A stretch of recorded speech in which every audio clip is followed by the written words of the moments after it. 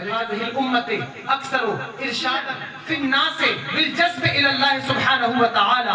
فرمایا اس امت کے رجال لوگوں کو اپنی طرف کھینچنے میں جتنے شہزور ہیں پچھلی کسی امت کے لوگ اتنے شہزور نہیں ہیں.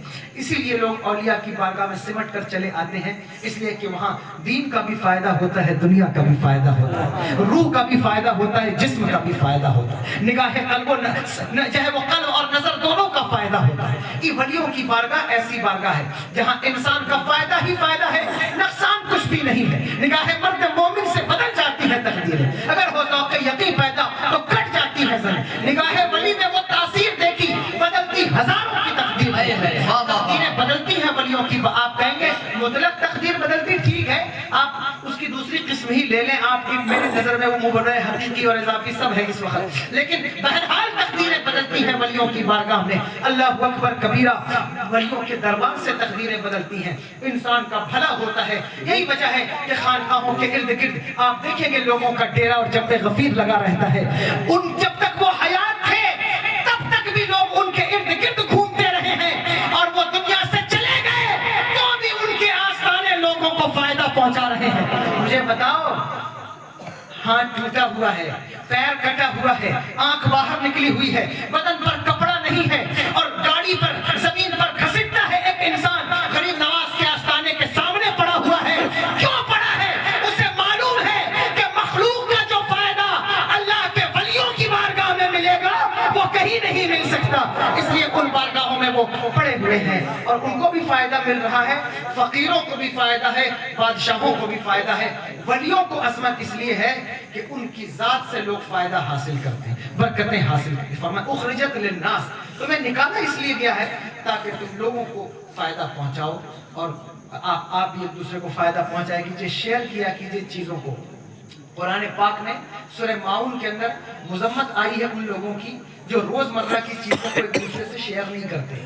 فرمایا اعوذ باللہ من الشیطان الرجیم ارأیت الذی یکذب بالدین فذلک الذی یدع الیتیم ولا یحض علی طعام المسکین والذین الذین هم عن صلاتهم ساہون الذین هم یراؤون ویمنعون الماعون. فرمایا کہ یہ بے دین لوگوں کی، دین کو جھٹلانے والوں کی نشانیاں بیان کرتے ہوئے کہا یہ وہ لوگ ہیں جو روزمرہ کی چیزیں بھی ایک دوسرے سے شیئر نہیں کرتے.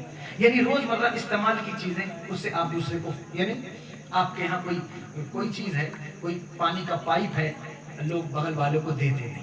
صاحب ان کے ہاں جو ہے وہ کوئی چارجر ہے، اس زمانے کی بات کروں، اس کو آپ شیئر کر سکتے ہیں. اگر کوئی مانگے اس کو روکا نہ کرو، دے دیا کرو، اس لیے کہ تم امت مسلمہ ہو، تمہیں پیدا کیا گیا ہے فائدہ پہنچا. اس زمانے میں اور کیا چیز شیئر کر سکتے ہو؟ فری ہاٹ اسپاٹ آتا ہے، اس کو شیئر کر سکتے ہو.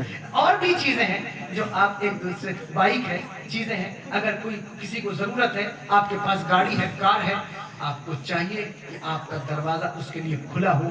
اگر وہ کسی ضرورت کے وقت آپ کے دروازے پر دستک دے، آپ اسے مایوس نہ کریں، بلکہ اسے یہ کہیں کہ تو اس کے دروازے پر آیا ہے جو مصطفیٰ جان رحمت کا کلمہ پڑھتا ہے.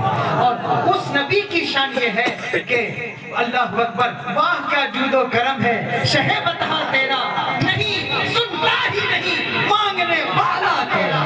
سوال ہے تیری شوکت کا علو کیا جانے، خسروا عرش پہ اڑتا ہے. اس لیے آپ یہ مزاج بنائیے امت کو بانٹنے کا کہ ہم چیزوں کو شیئر کریں. اور دیکھو آخری بات عرض کرتا ہوں، اس امت کا بڑا مرتبہ ہے. میں نے کہا میدان محشر میں یہ امت آئے گی تو اللہ اکبر کبیرہ، اس امت کا پروٹوکول یہ ہوگا کہ حضور نے ارشاد فرمایا انبیاء پر جنت حرام ہے جب تک کہ میں جنت میں داخل نہ ہوں، اور ساری امتوں پر جنت حرام ہے جب تک کہ میری امت جنت میں داخل نہ ہو. یہ تمہارا مقام، تمہارا منصب. تم وہ نہیں ہو جو شراب پی کر نالیوں میں پڑے رہو، تمہارا یہ منصب نہیں. تم بڑی عزت والے. اگر تمہیں آج اپنی عزت نہیں بھی سمجھ میں آتی نا، میرے استاد جب اس حدیث کو پڑھاتے تھے، یہ کفایت طالب النبی فی خصائص الحبیب میں علامہ جلال الدین سیوطی علیہ الرحمہ نے نقل کیا ہے اپنی روایت کے ساتھ. اس میں یہ ہے کہ یہ امت سب سے پہلے جنت میں جائے گی. تو پڑھاتے ہوئے فرماتے کہ بیٹا تم لوگوں نے کبھی فوجیوں کو پریڈ کرتے ہوئے دیکھا ہے؟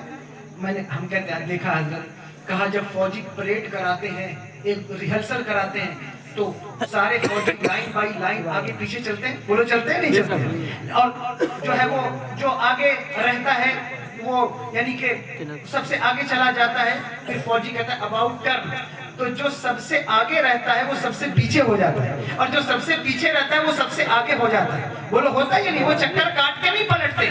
جب ان کا جنرل کہتا ہے اباؤٹ ٹرن، تو جو سب سے آگے ہوتا ہے وہ سب سے پیچھے ہو جاتا ہے، اور جو سب سے پیچھے ہوتا ہے وہ سب سے آگے ہو جاتا ہے۔ فرماتے تھے بیٹا اس دنیا میں ساری امتیں آتی رہیں، سب سے آخر میں یہ امت آئی، لیکن جس وقت جنت کے 8 دروازے کھول کے قدرت کا منادی اباؤٹ ٹرن کہے گا، سب سے پہلے یہ امت جنت میں داخل ہوگی، سب سے پہلے یہ امت جنت میں۔